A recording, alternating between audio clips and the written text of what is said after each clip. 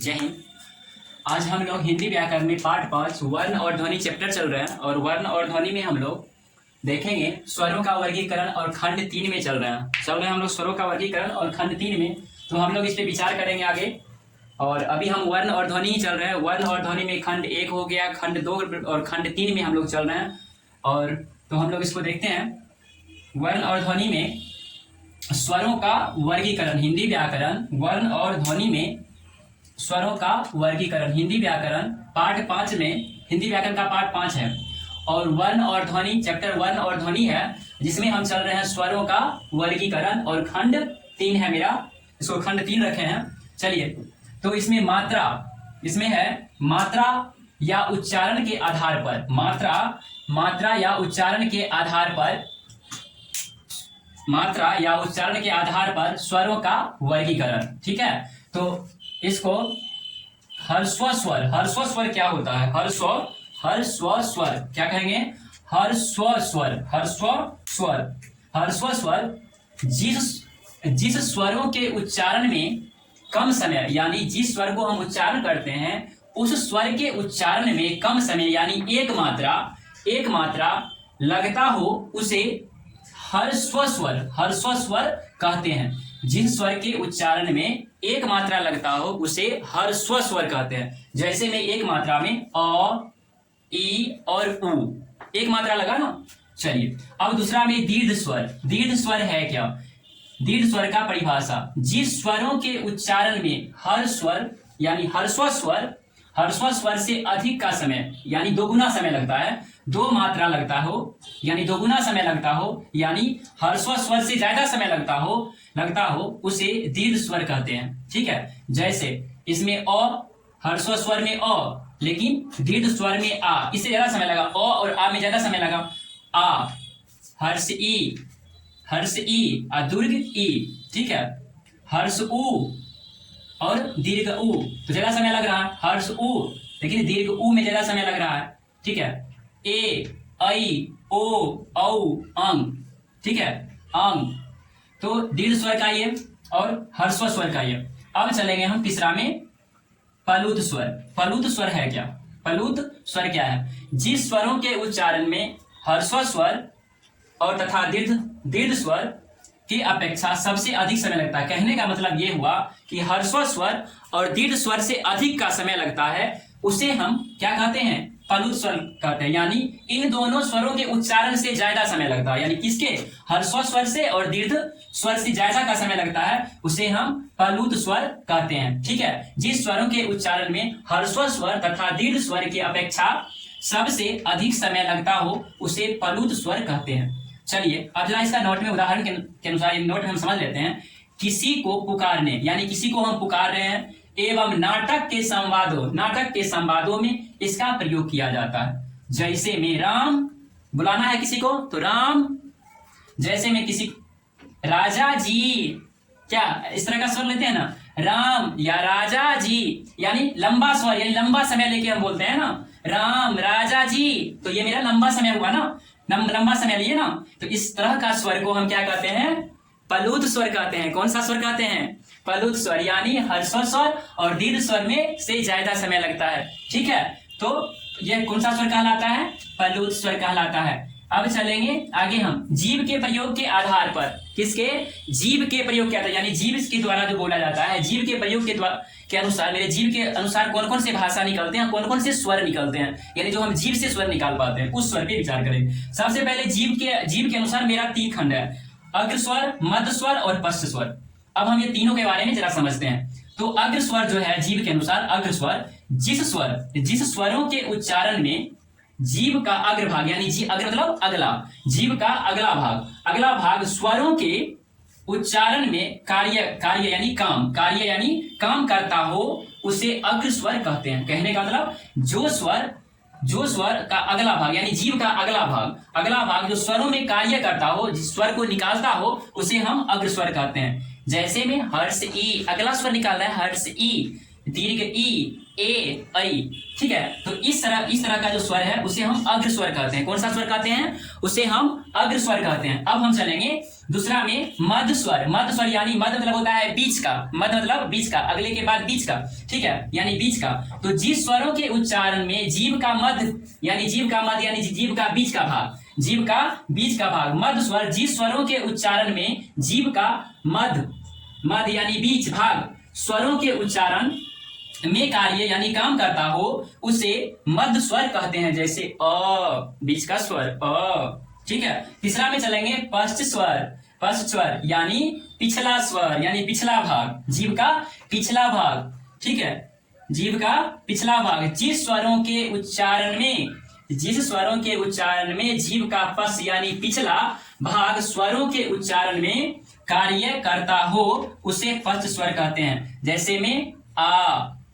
आगे अब है आपको तीसरा नंबर में मुख्य द्वार, यानी जीभ के प्रयोग के अनुसार हो गया, मात्रा उच्चारण के अनुसार तो हो गया। अब हम आगे से चल रहे हैं इसका मुख्य द्वार, यानी स्वरों का जो वर्गीकरण होता है मुख्य द्वार में कैसे, यानी मुख्य द्वार यानी मुख्य विवर को खुलने के आधार पर, यानी मुख को खुलने यानी मुंह को खुलने के आधार पर। ठीक है, कैसे? विवृत यानी विवृत का मतलब ओपन, जिस स्वरों के उच्चारण मात्र से मुख द्वार पूरा खुलता हो उसे विवृत वर्ण कहते हैं। कहने का मतलब विवृत का मतलब है कि यानी मुंह का पूरा भाग खुलता है, यानी मुंह पूरा खुलता हो उसे, उस प्रकार को जो स्वर बनता है उसे हम क्या कहते हैं? विवृत कहते हैं। अब चल रहे थे इसका परिभाषा जरा देखते हैं। जिस स्वरों के उच्चारण मात्र से मुख द्वार पूरा खुलता हो उसे विवृत वर्ण कहते हैं। जैसे में आ पूरा मुंह खुला ना, आ।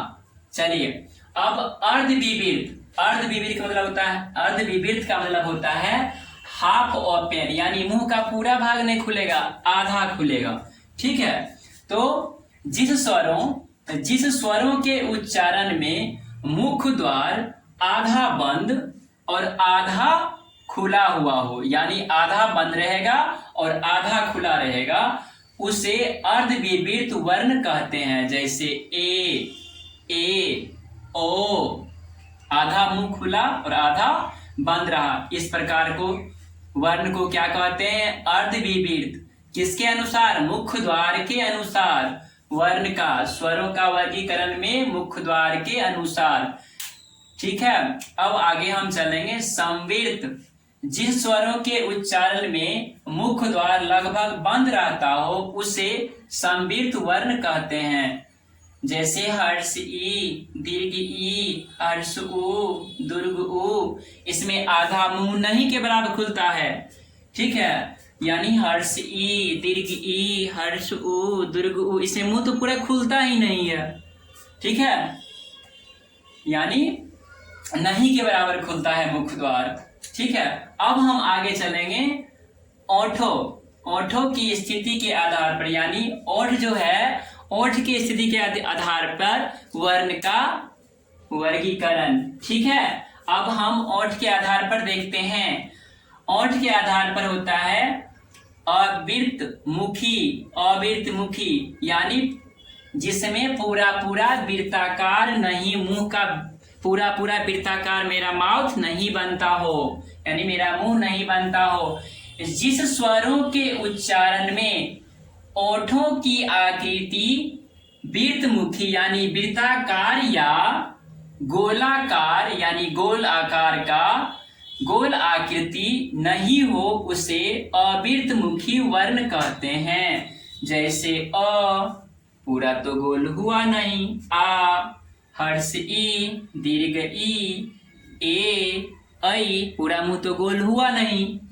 ठीक है, तो उसे हम अवृत्तमुखी कहते हैं। अगला चल रहे हैं वृत्तमुखी क्या होता है? जिस स्वरों के उच्चारण में ओठों की आकृति वृत्तमुखी यानी वृत्ता आकार या गोलाकार यानी गोल आकृति हो उसे वृत्तमुखी वर्ण कहते हैं। यानी जिस स्वरों के उच्चारण में ओठों की आकृति वृत्तमुखी यानी वृत्ताकार या गोलाकार हो, गोलाकार यानी गोल आकृति हो उसे वृत्तमुखी वर्ण कहते हैं।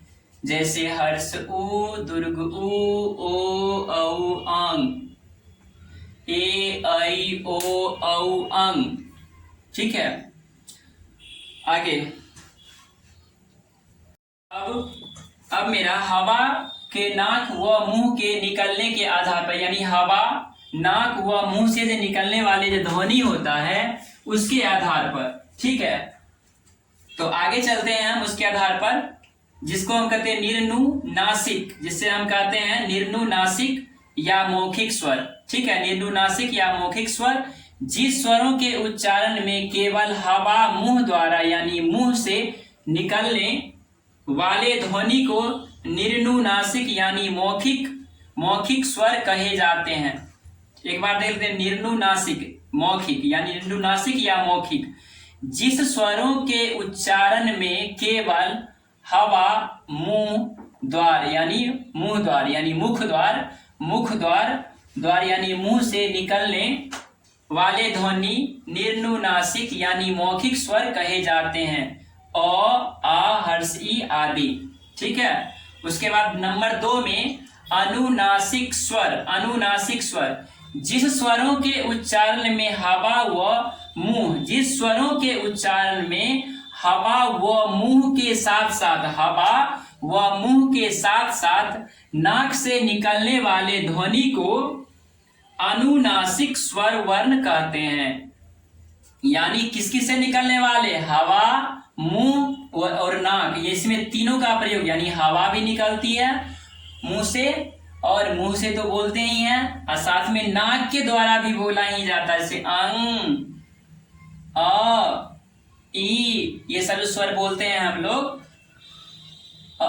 अंग, अ, ई, उ, ये सारे स्वर जो बोले जाते हैं, ये सारे स्वर जो है अनुनासिक में आते हैं। यानी नाक मुंह से हवा के द्वारा हम लोग जो बोलते हैं। ठीक है, तो हम सबसे पहले इसमें जो देखे हैं, हाँ, तो अब अगला है आपको छठा घोष तत्व के आधार पर, यानी घोष तत्व के आधार पर है जब स्वरों के उच्चारण में स्वर तंत्रियों में श्वास में कंपन, यानी हम जो बोलते हैं जो आवाज निकलती है उसमें कंपन, अर्थात जब श्वास में कंपन होता है तो संघोष ध्वनियां उत्पन्न होती है, जिसे संघोष या घोष तत्व ध्वनियां कहते हैं। यानी घोष का अर्थ होता है स्वर तंत्रियों में श्वास का कंपन। क्या होता है? यानी स्वर तंत्रियों में श्वास का कंपन, यानी हम जब कोई बात बोलते हैं और उसमें कंपन सा होता है, डर सा होता है, उसे हम घोष तत्व क्या कहते हैं? घोष तत्व के आधार पर उच्चारण जो करते हैं उसे हम स्वर तंत्रियों की श्वसन में जो कंपन होती है उसे घोष तत्व कहा जाता है। ठीक है, यानी घोष तत्व का अर्थ होता है स्वर तंत्रियों में कंपन। समझ गए होंगे। अब चलिए प्राण तत्व के आधार पर क्या है? प्राण तत्व के आधार पर, यानी प्राण मतलब हवा, वायु। ठीक है, यानी प्राण तत्व के आधार पर सभी स्वरों अल्प प्राण होते हैं, यानी जितने भी स्वर हैं ना, सभी स्वर अल्प प्राण होते हैं और उस स्वर में जो होता है कुछ ना कुछ हवा निकलते रहता है, यानी हमारे मुख के द्वारा अगर हम बोलते हैं तो हवा निकलते रहता है। इसीलिए हर जितने भी स्वर हैं ना, इन सभी स्वरों को प्राण तत्व के रूप में रखा गया है, क्योंकि